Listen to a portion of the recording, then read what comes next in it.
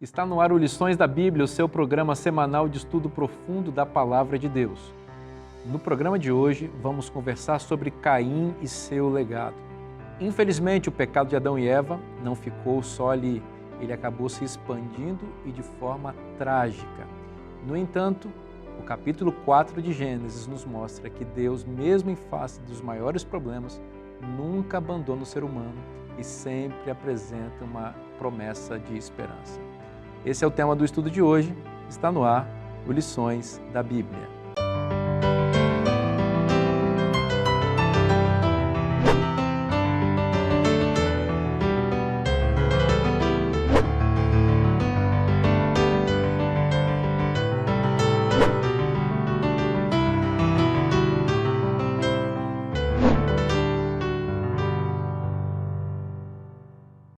Este é o Lições da Bíblia, o seu programa semanal de estudo profundo da Palavra de Deus.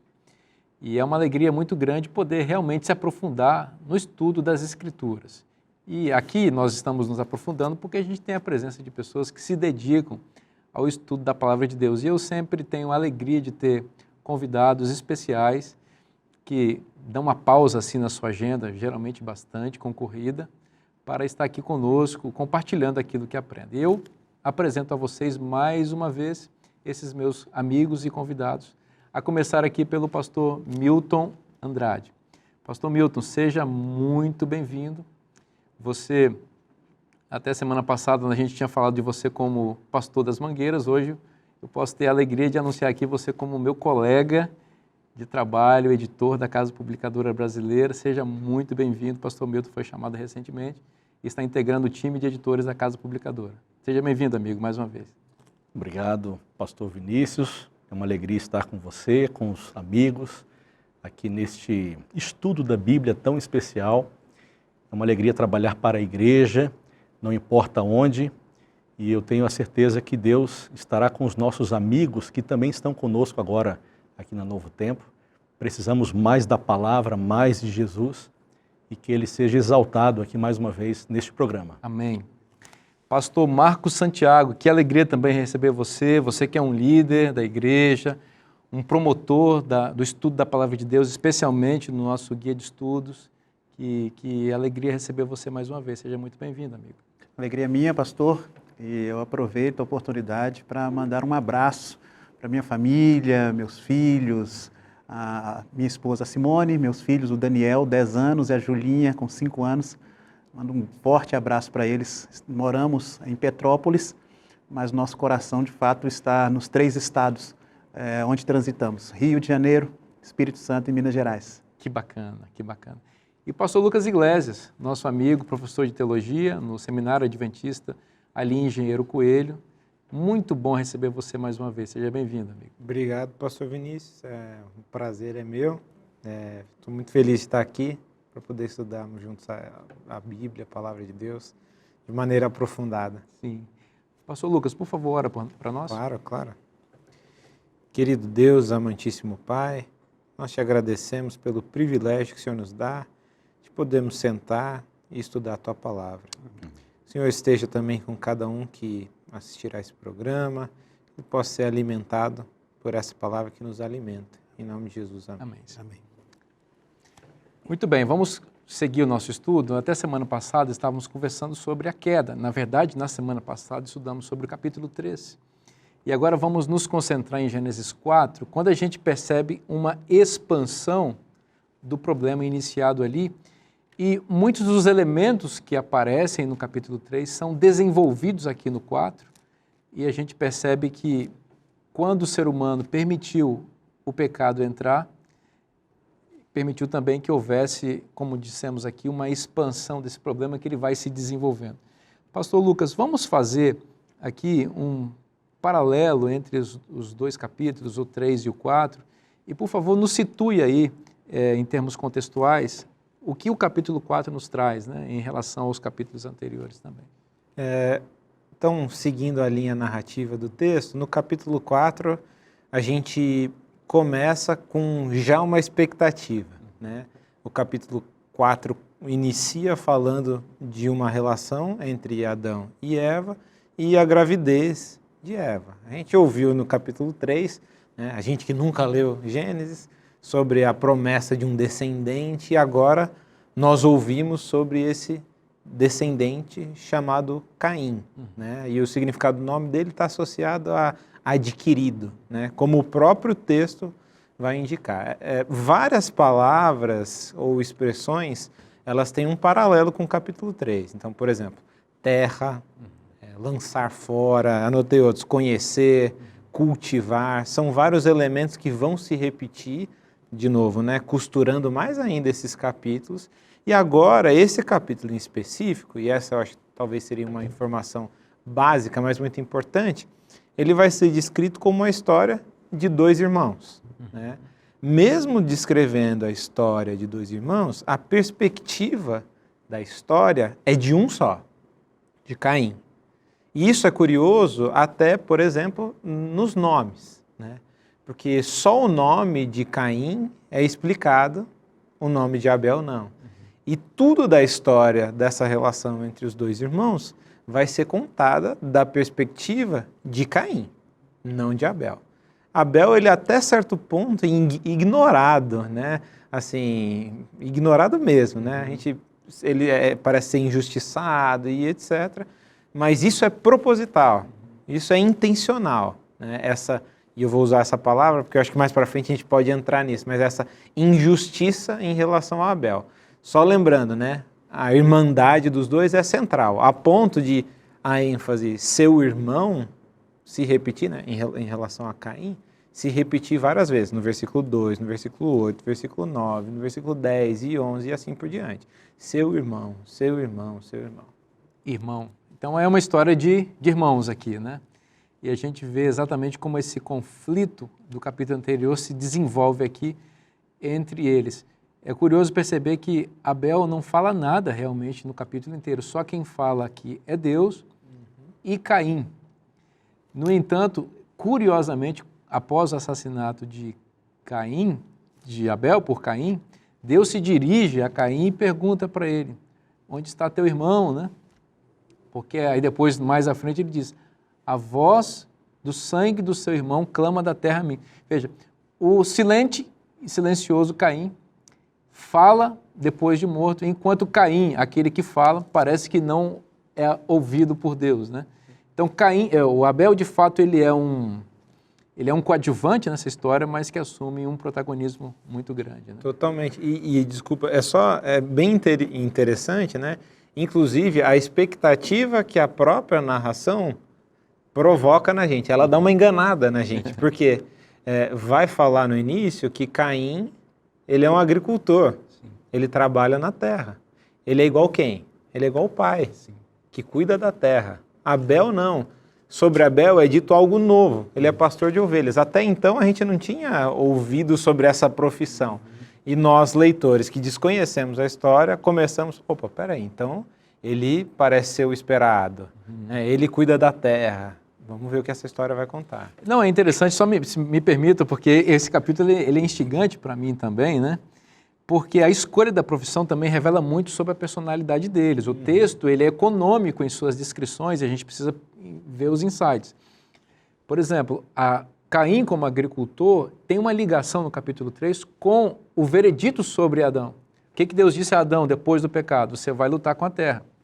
Então, a impressão que a gente tem é que Caim assumiu essa bronca. Não é para lidar com a terra, então eu vou lutar com ela. E outra, eu vou trazer o fruto do meu trabalho e da minha vitória contra ela para Deus, como se estivesse quitando, aí é uma referência ao nome dele, adquirindo algo com o meu trabalho, com o meu esforço.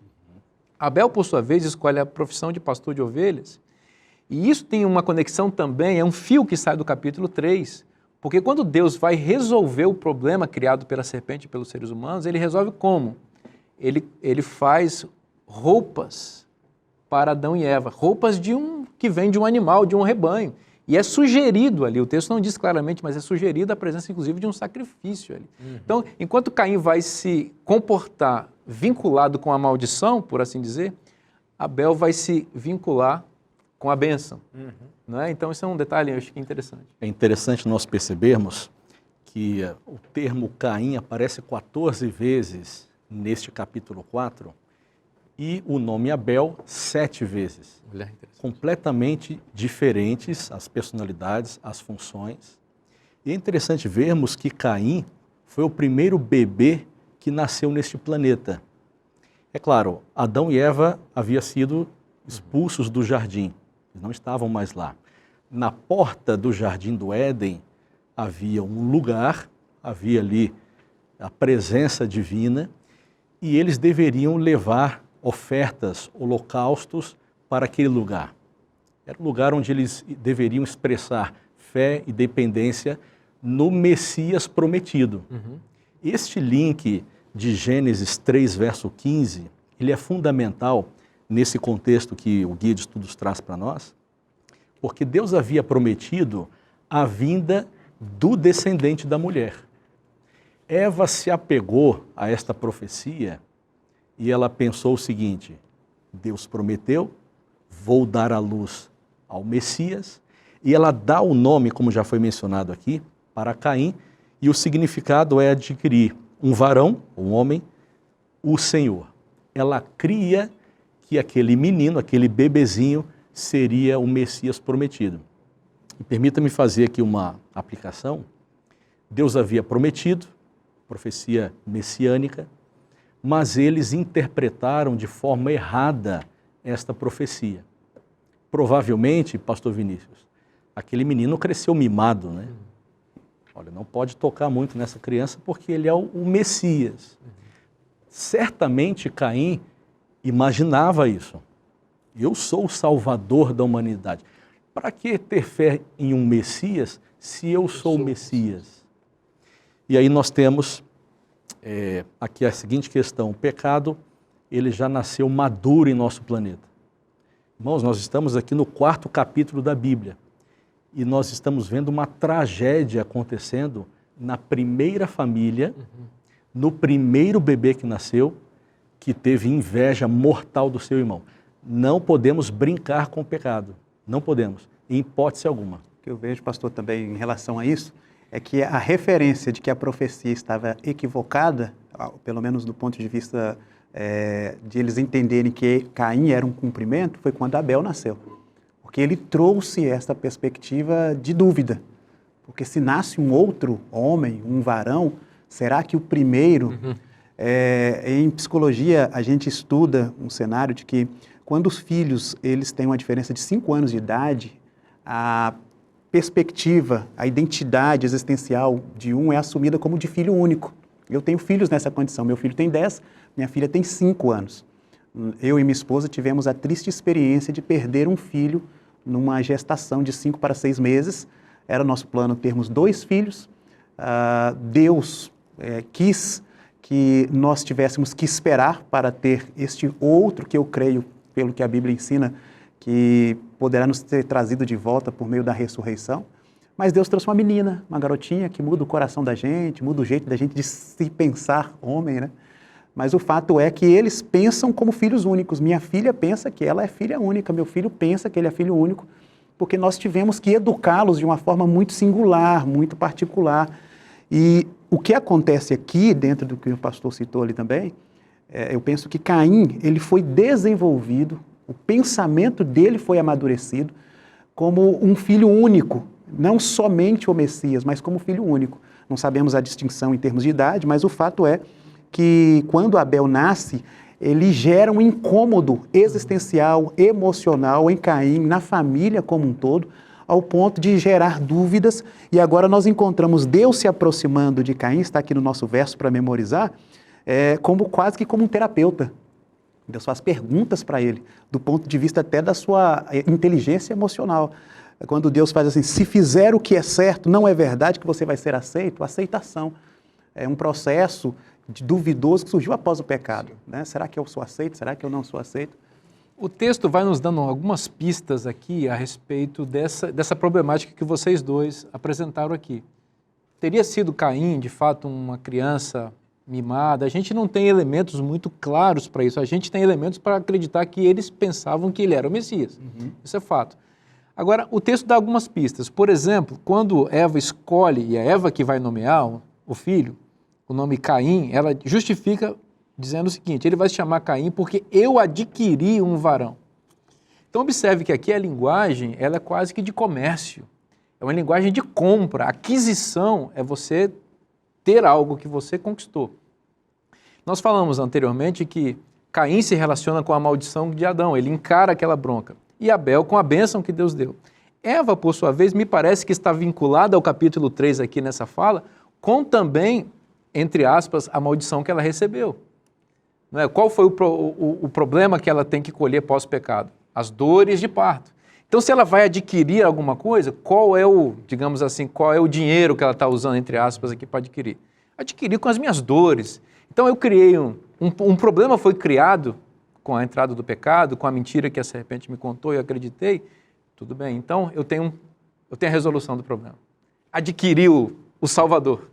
Adquiri aquele que vai pagar o preço e vai me livrar dessas maldições terríveis que nós sofremos, né? E o outro elemento é o nome do irmão, né? Apesar de não ser dado o significado, né? O Nós significado sabemos. de Abel, essa é uma palavra que aparece na Bíblia várias vezes, principalmente no livro de Eclesiastes, né? Hevel, significa nada, zero, nulidade, vaidade, né? Então, já mostra assim a diferença de percepção em relação aos dois filhos. Um é o adquirido e o outro é o... Não é nada, né? O outro Nada, não é nada. E isso parece que vai ser reproduzido na personalidade de ambos, né? Bom, isso é muito interessante, nós vamos continuar estudando isso no próximo bloco, mas eu quero aproveitar esse minutinho aqui para recomendar você a ter esse material. Adquirir, agora no sentido positivo, essa lição que vai abençoar a sua vida. Cada semana, cada dia, bênção sem medida, Deus nos oferece aqui com esse estudo aprofundado das Escrituras. Então, se você deseja adquirir esse material, você já sabe, é só acessar o site da querida, né, Pastor Milton? Querida Casa Publicadora Brasileira. O nosso programa vai por um breve intervalo e volta já já. E aqui a expectativa é quebrada quando diz que, depois de um certo tempo, e eu vou lendo aqui, né, o versículo 3 e 4, Caim trouxe do fruto da terra uma oferta ao Senhor, e Abel, por sua vez, trouxe das primícias do seu rebanho e da gordura desse. E daí o ápice do anticlímax, né? O Senhor se agradou de Abel e de sua oferta, mas de Caim e de sua oferta não se agradou. Então Deus, ele se agrada e do irmão ele não se agrada. E a gente, peraí, mas eu não estava sendo levado a achar que ia ser a seita de Caim e não de Abel, né? E muito interessante é que o texto explicitamente não explica o motivo dessa aceitação e não aceitação. Mas a gente tem elementos do texto que aparecem a apontar para o porquê. Voltamos com o programa Lições da Bíblia e vamos continuar estudando a Palavra de Deus. E eu quero fazer para você uma recomendação muito importante. Sempre gosto de estudar a Bíblia acompanhado de bons comentários. Primeiro eu gosto de ler o próprio texto, mas depois ter a companhia de gente que estudou, de se aprofundou, é muito bom isso. E especialmente quando se trata de um comentário inspirado. E eu quero apresentar para você, mais uma vez, os comentários inspirados da escritora norte-americana Ellen White sobre o livro de Gênesis, selecionados especialmente para acompanhar semanalmente o nosso estudo aqui no Lições da Bíblia e no Guia de Estudos. Então, você vai se deliciar com informações adicionais, com aplicações espirituais. Você que é um pregador, por exemplo, você vai encontrar aqui sermões pré-esboçados aqui para você pregar e abençoar a sua igreja. Então, se você deseja conhecer um pouco mais sobre esse material e se aprofundar no estudo do livro de Gênesis, eu recomendo que você acesse cpb.com.br e aprenda como adquirir esse material. Vamos continuar conversando? Estávamos falando sobre Caim e o seu legado e como a história dele está relacionada com aquilo que aconteceu no capítulo anterior. Bom, meus amigos, vamos continuar estudando aqui. Pastor Lucas, a história de Caim realmente ela é intrigante, né? E a gente tem aqui uma disputa entre os dois irmãos, você destacou muito bem isso, que é uma tônica do livro de Gênesis. A gente vai percebendo que, em geral, o tema da primogenitura aparece em destaque. O fato é que a impressão que temos ao ler o texto era que havia de ser escolhido quem seria o herdeiro daquele legado de Adão. Quem tocaria a tocha do evangelho ali para frente, né? Caim é o primogênito, nasce primeiro, parece que ele tem o direito adquirido, mas Deus precisava vaticinar isso, ou ratificar isso, e convocou os dois irmãos para um sacrifício. E é aqui que o problema começou a acontecer.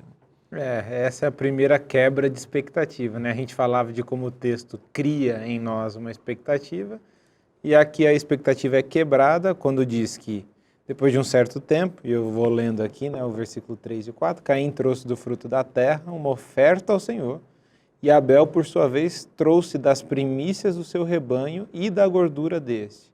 E daí o ápice do anticlímax, né? O Senhor se agradou de Abel e de sua oferta, mas de Caim e de sua oferta não se agradou. Então Deus, ele se agrada, e do irmão ele não se agrada. E a gente, peraí, mas eu não estava sendo levado a achar que ia ser aceita de Caim e não de Abel, né? E muito interessante é que o texto explicitamente não explica o motivo dessa aceitação e não aceitação. Mas a gente tem elementos do texto que aparecem a apontar para o porquê, né? Então, diferente de explicações que eu já ouvi, né, de um trouxe o sacrifício e o outro trouxe do fruto, né? Na verdade, assim, a mesma palavra para oferta é a dos dois casos, que é a palavra minhá, e essa palavra, para agravar o, entre aspas, problema, ela é usada tanto, né, para uma oferta das primícias da terra, né, como frutos da terra, como também para o sacrifício animal, né? Então, qual que é o motivo, né? E daí a gente lendo o texto atentamente, né, cuidadosamente, a gente percebe que a oferta de Abel tem elementos que dão qualidade, né, qualificadores à oferta. Enquanto Caim traz, né, do fruto da terra, e é isso que diz o texto, Abel traz, como o texto diz, das primícias do seu rebanho e da gordura. Então, a oferta de Abel ela é diferente porque ela é especial. Ela é das primícias, né? A gente até brincava aqui, eu falei, né? Ela não é aquela doação de uma camiseta furada, né? Respeitando toda essa ilustração, né? Os limites da ilustração. Mas ela é cuidadosamente escolhida, e ele escolhe das primícias. É o melhor que ele tinha. Exatamente. É a oferta da viúva pobre, né? Exatamente. É o melhor que ele tem, e Deus aceita, né? E Deus aceita e não aceita do irmão. E aí a gente tem uma tensão agora gigantesca, porque aquele que parecia ser o descendente esperado não tem a sua oferta, que é, né, uma oferta também aceita, enquanto que o outro, o nada, tem a oferta aceita, né, por Deus. Então, por quê?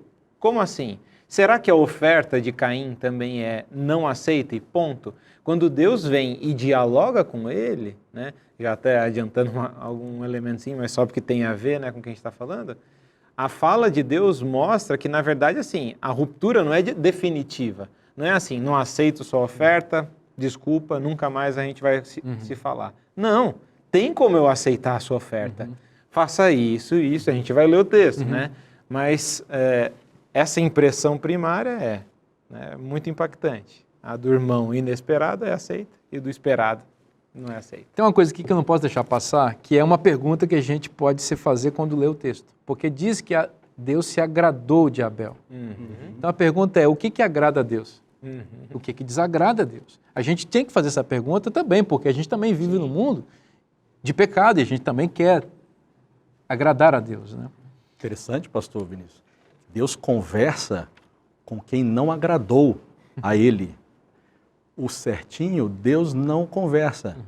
Né? Abel é o menos mencionado nessa narrativa aqui.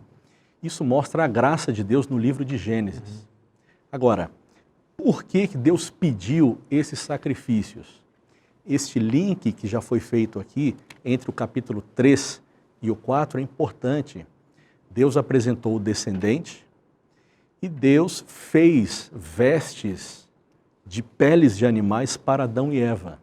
Ou seja, junto com a promessa do Messias, veio a ordem de oferecerem sacrifícios, derramamento de sangue. Ou seja, Deus, em outras palavras, pediu o seguinte: eu virei, resolverei o problema do pecado, vou pisar, esmagar na cabeça da serpente, e se você tem fé em mim, se você me obedece, me ama, você vai oferecer holocaustos, derramar sangue. A salvação, Adão, Eva, Caim, Abel, não virá de vocês. Eu vou trazer esta salvação. O descendente da mulher vai derramar o próprio sangue e vai prover a salvação para vocês. Caim não obedeceu.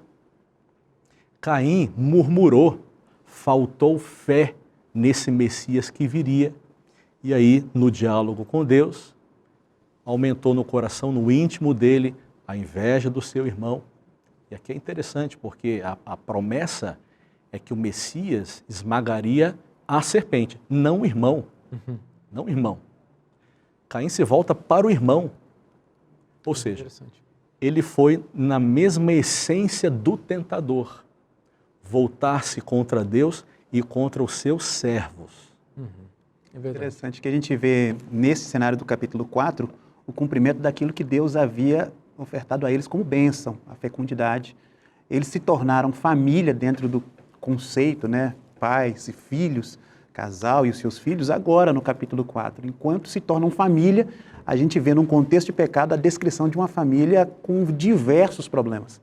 Nós encontramos aqui um anseio por pertencimento na relação com Deus e Caim se sente não aceito. A gente encontra Deus orientando Caim a dominar-se, ou seja, há um desequilíbrio aqui mental, emocional, uma impulsividade. Então nós encontramos um cenário humano muito, muito parecido com o que nós vivemos no contexto das nossas famílias, de desequilíbrios, de choques, de quebras de expectativas. E aqui o próprio Deus, dentro, né, do que os pastores falaram, quebra também a sua expectativa, mas ao mesmo tempo, quando Deus olha para ele, Deus dá para ele uma possibilidade. Caim, se você se controlar, certamente você vai ser aceito. E aí a gente percebe que Caim se sente um estranho nesse cenário das expectativas de Deus. Mas Deus dá para ele uma oportunidade de acreditar que Deus o aceita. Caim, olha, eu te aceito, é só você seguir aqui dentro do que eu tenho como orientação, como regra. E aí eu também finalizo comentando o seguinte, o casal, eles saíram do jardim como pecadores, mas levaram consigo o casamento. E foi exatamente esse casamento que deu a estes meninos condições de existência e, ao mesmo tempo, daria a eles uma condição de renovação da crença, porque os pais desejavam voltar. Apesar de todos os erros, houve aqui um excesso na forma equivocada, mas havia o desejo de voltar de alguma forma. Através das obras, a gente sabe que esse não é o caminho, né? Mas aqui eu encontro uma família tentando se reconstituir. Tem uma coisa interessante aqui, já que você falou de família, linkando as duas falas de vocês muito boas, e também agora com o link com o capítulo 3, verso 15, porque lá é dito, Deus diz à serpente, porém inimizade entre ti e a mulher, entre a descendência da mulher e a sua descendência. Então fica claro aqui que há dois tipos de descendência na humanidade que estarão em conflito. E de forma evidente, Caim, que era esperado como o descendente, Messias que esmagaria a cabeça da serpente, aparece no texto como um descendente espiritual da serpente. E ele vai fazer aquilo que você disse. Ao invés de se voltar contra a serpente, ele se volta contra os descendentes da mulher, evidenciando o lado que ele assume nessa história. O livro de Gênesis vai deixar isso mais claro ainda no capítulo 4, quando aparece aí a genealogia de Caim, que aparece claramente em oposição à genealogia de Adão, via Sete, o outro filho, no capítulo 5. Então nós vemos essas duas descendências em paralelo, essas duas famílias em paralelo, em conflito. Essas duas famílias, elas têm características que são perenes. Lá em Apocalipse, capítulo 12, verso 17, por exemplo, num eco desse texto, diz o seguinte, que o dragão, a antiga serpente, se irou contra a mulher e foi fazer guerra contra os seus descendentes. É uma linguagem que vem daqui, com duas características. Os que guardam os mandamentos de Deus e têm o testemunho de Jesus. Lá em Apocalipse 14, 12, a mesma linguagem, mas com os que guardam os mandamentos e têm a fé em Jesus. Então, os descendentes, aqui representados por Abel e Sete, descendentes da mulher, tem fé em Jesus, guarda os seus mandamentos, enquanto Caim e seus descendentes espirituais da serpente, têm ódio de Deus, não querem os mandamentos, são rebeldes e se voltam contra Deus e contra o povo de Deus. Eu queria comentar um negócio bem interessante que o Milton tinha destacado, né, do silêncio de Deus em relação a Abel, né? Isso é muito interessante porque só aparece Deus dialogando com o malvado da história, né? E o mais interessante do que o fato dele só dialogar é que depois de dialogar, não entrando já no que vem na sequência, mas Caim vira para Abel e fala, vamos para o campo. Então, traduzindo, né? Ele ignora Deus falando com ele. Ignora. E olha só que curioso, né? Caim ignora a relação dele com Deus porque ele tem problemas com a relação do irmão com Deus. Então, a primeira morte que aparece no texto bíblico é uma morte que envolve a relação com Deus, envolve religião. E a religião no sentido de eu ignorar o que Deus fala comigo porque me incomoda o jeito que Deus trata o Marcos. Poxa, Deus trata o Marcos assim, ele não pode tratar o Marcos assim. Olha quem é o Marcos, olha quem eu sou assim, o Marcos é assim. Então, por causa da relação do outro, eu ignoro a relação que eu tenho com Deus. Então, Caim ignora a relação dele com Deus por causa da relação que Abel tem com Deus.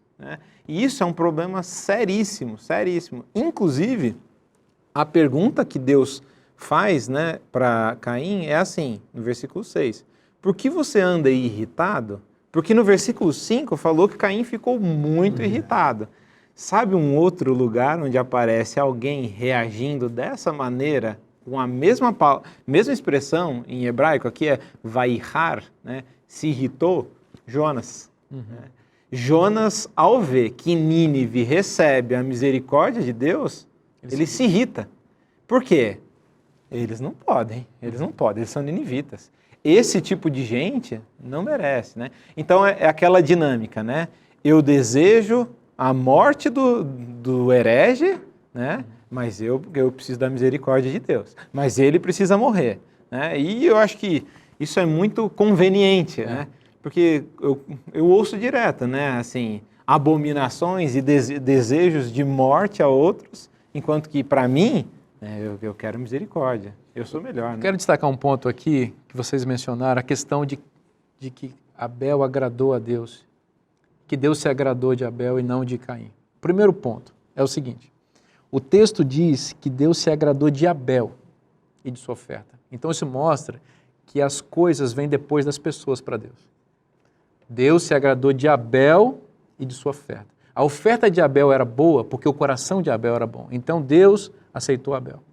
Segunda coisa que é muito importante vocês mencionaram, Deus se agradou de Abel porque ele trouxe das primícias, enquanto Caim trouxe uma oferta, quase que poderíamos dizer uma oferta qualquer, tirou lá algum fruto da terra e levou. Não, Abel levou as primícias da terra. Por que Deus se agrada de Abel e não de Caim? Porque Deus tem um método para se agradar das pessoas. Deus não aceita nada pela metade. Deus não aceita qualquer coisa. Não importa se o que eu vou entregar para Deus é muito, mas se não for tudo meu, não é suficiente para Deus. Então, se você tem pouco, seu pouco, se for tudo que você tem, Deus aceita e transforma em muito, e recebe isso e se agrada de você. A história de Caim e Abel nos mostra que agradar a Deus envolve entrega completa, total da vida. Nós precisamos aprender isso para agradar a Deus, Às vezes as pessoas querem teatralizar no palco da vida cristã, querem apresentar formalidade, querem apresentar um serviço litúrgico de adoração, querem impressionar com recursos que doam, com bens que ajudam as pessoas, mas no fundo tem reservas no coração. Deus só aceita uma oferta que seja íntegra, completa, integral. E eu entendo que é isso que Deus está esperando de nós hoje. Tem muita gente assistindo esse programa e tenha certeza que Deus está aí com você nesse momento e tudo que Ele espera é que você entregue tudo para Ele. O nosso programa vai para um breve intervalo, não saia daí, porque a gente volta já já. De um mundo já em pecado, Abel também era um pecador. Portanto, o tratamento de Deus com os dois era igualitário. A gente não encontramos Deus conversando com Abel. Todavia, não quer dizer que Deus não tratava Abel sob as mesmas circunstâncias como um pecador. E aí o que eu vejo? Eles desejando voltar para o Éden e Deus saindo do Éden. Eles desejando ir para um contexto de perfeição e Deus vindo a um contexto de imperfeição. E vindo a ele fazer a mesma coisa que Deus havia feito com os pais dele. Deus veio para oferecer solução para o pecado. E aí no capítulo 3 de Gênesis, o problema maior ali, a gente encontrou a serpente, o diabo, o problema de Deus. E aqui de novo nós encontramos o pecado, que agora já é mais objetivo, é nosso pecado, mas continua sendo um problema do ponto de vista da solução divino. Quem propõe a solução para o problema do pecado é Deus. Estamos de volta com o programa Lições da Bíblia para continuar o nosso estudo profundo da Palavra de Deus. E falando em estudo profundo, eu tenho uma recomendação muito importante para você, que é a revista Evidências. Foi escrita pelo Dr. Rodrigo Silva, e aqui ele vai apresentar para vocês um estudo sistemático da Palavra de Deus, acompanhando os achados arqueológicos, a teologia, muitos insights muito interessantes que vão ajudar você a compreender um pouco mais sobre o plano de Deus. Eu recomendo muito que você tenha essa revista. Aí você pergunta, como é que eu posso ter esse material? Quanto é que custa isso? A minha resposta é, não custa nada. É completamente de graça essa revista. E como você faz para adquirir? É simples. É só mandar um WhatsApp nesse número que está aparecendo em sua tela.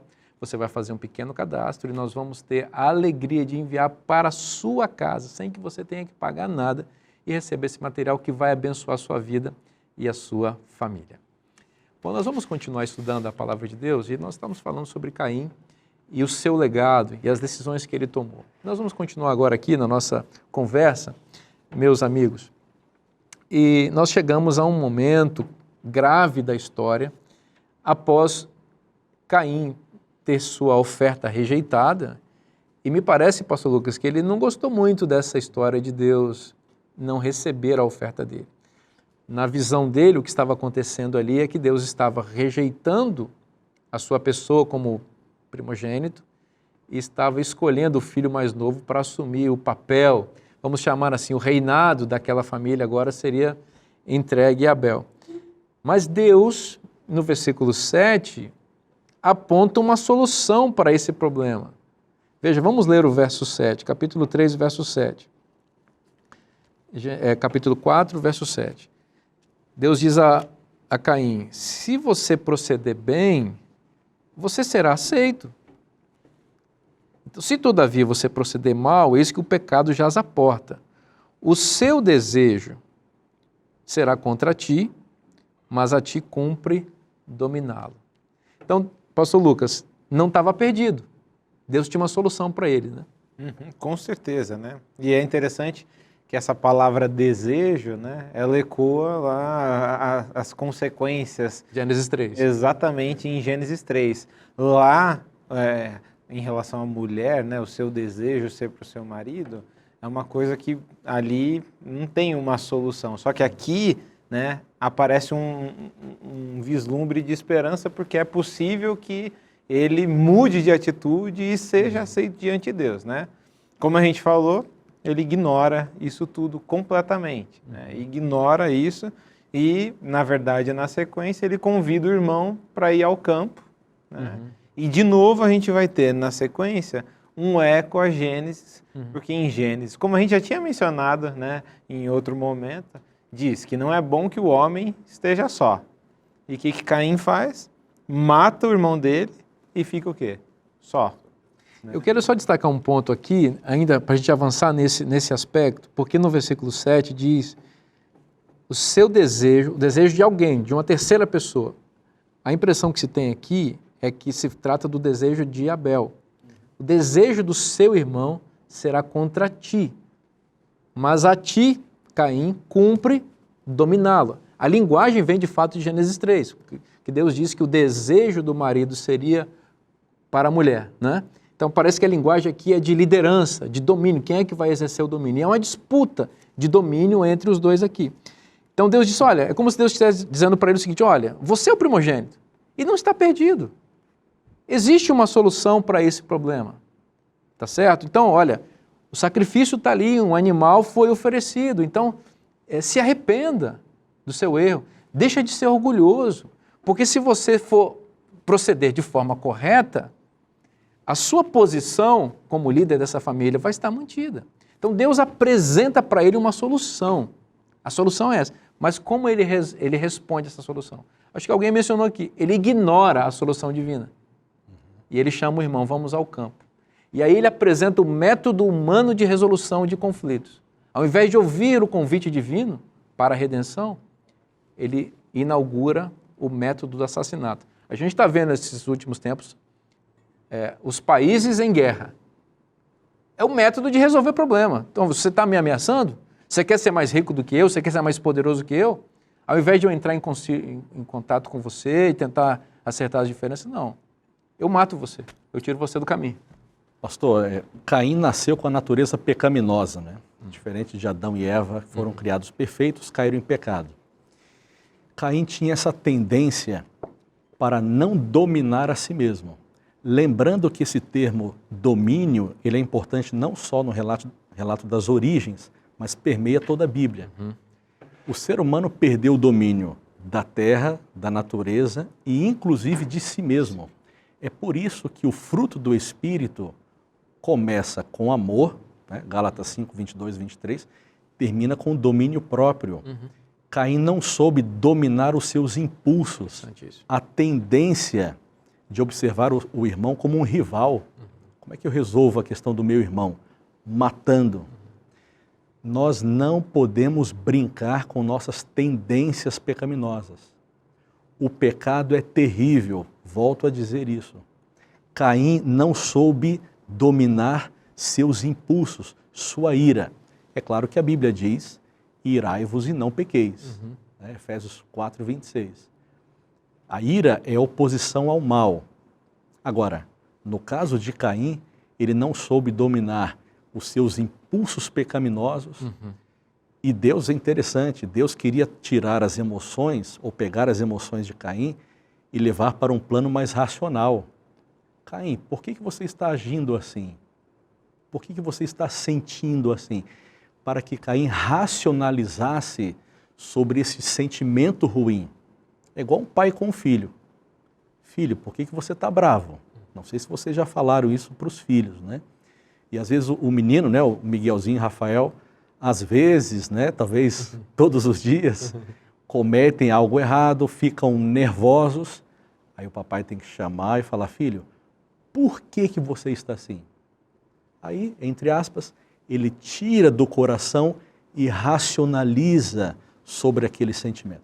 Deus, o maior psicólogo que existe, queria dar uma chance para Caim, para que ele entendesse o caminho errado que ele estava seguindo. Interessante também, pastor, que dentro desse cenário de um mundo já em pecado, Abel também era um pecador. Portanto, o tratamento de Deus com os dois era igualitário. A gente não encontramos Deus conversando com Abel. Todavia, não quer dizer que Deus não tratava Abel sob as mesmas circunstâncias como um pecador. E aí o que eu vejo? Eles desejando voltar para o Éden e Deus saindo do Éden.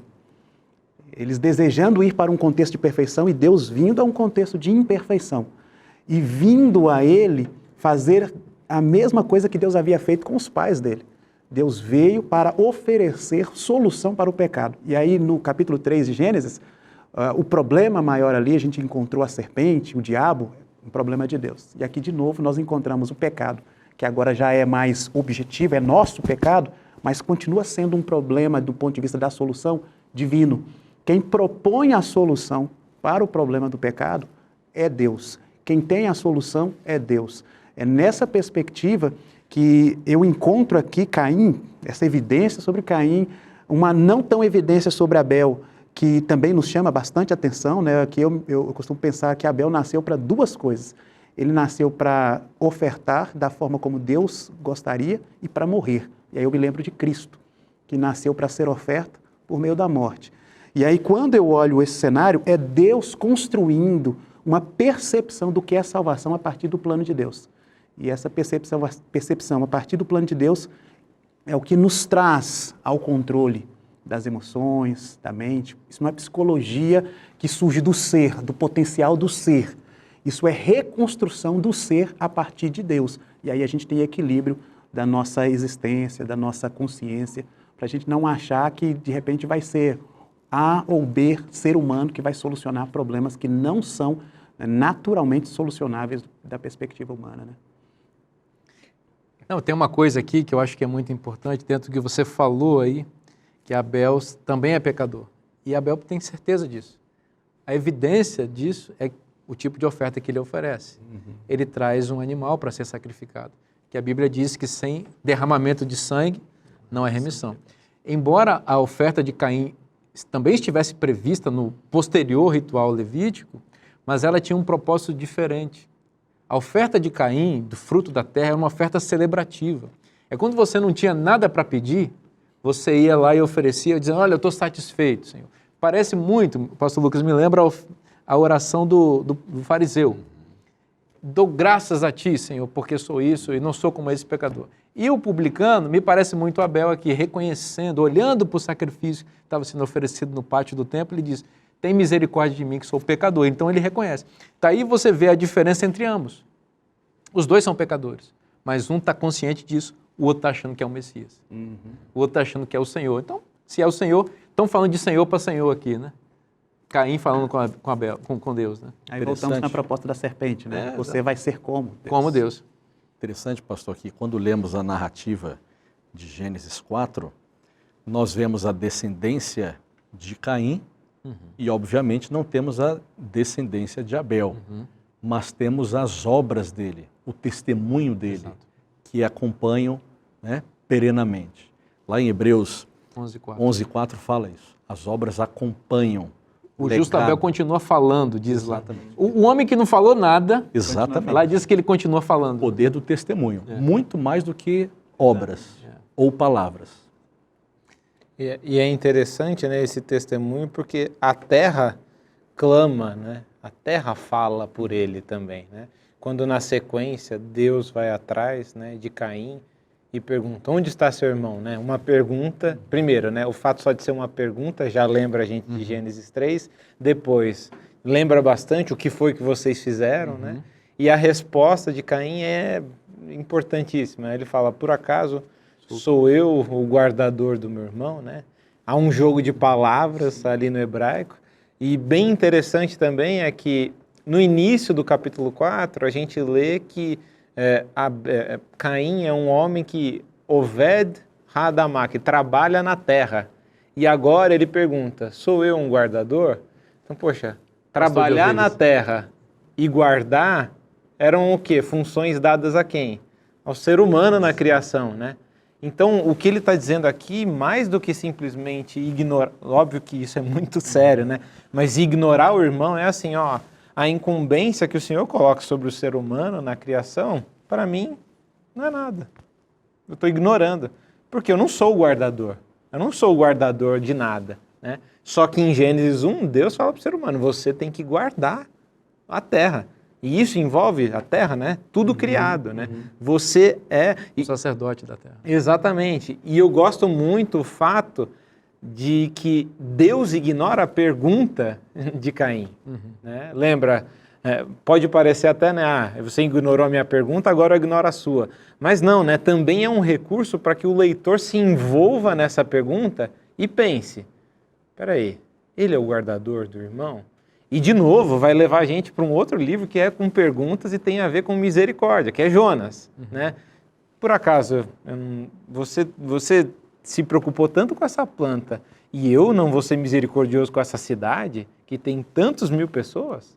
E acaba o livro nessa pergunta em aberto, né? Eu gosto da maneira com que o texto bíblico deixa perguntas em aberto e não responde tudo. Porque as perguntas são o motor do mundo, né? Com certeza. A gente vai buscar as respostas. Agora tem uma coisa que a gente vamos concluir pensando nisso. Nós começamos o programa mencionando a expectativa de Eva em relação ao primogênito Caim. Ele é o Messias, ele é o Senhor que vai vir esmagar a cabeça da serpente e resolver o meu problema. Só que Caim se revela um parceiro da serpente, vamos chamar assim. e sua descendência. E o que ele faz com Abel, que, portanto, seria o Messias? Veja, morreu Abel. Caim é da serpente e Abel morreu. Ou seja, o mundo não tem mais esperança. A descendência, a semente, estava morta. Então, nós vamos para o final do capítulo 4, que eu acho belíssimo, o versículo 25. Veja a esperança renovada.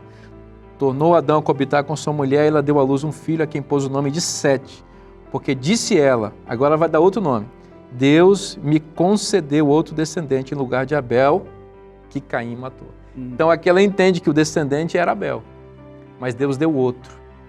Deus deu outro. Deus sempre nos dá uma nova chance, uma nova oportunidade. Deus está dando a você hoje uma nova chance, uma nova oportunidade. Nem tudo está perdido. Há uma nova graça, uma nova chance, uma nova esperança para você e para a sua vida. Essa esperança está na Bíblia. E se está na Bíblia, é bom para você. Eu espero você na próxima sexta-feira. Espero que a bênção de Deus esteja sobre sua vida e sua família. Até a semana que vem. Um forte abraço e até lá.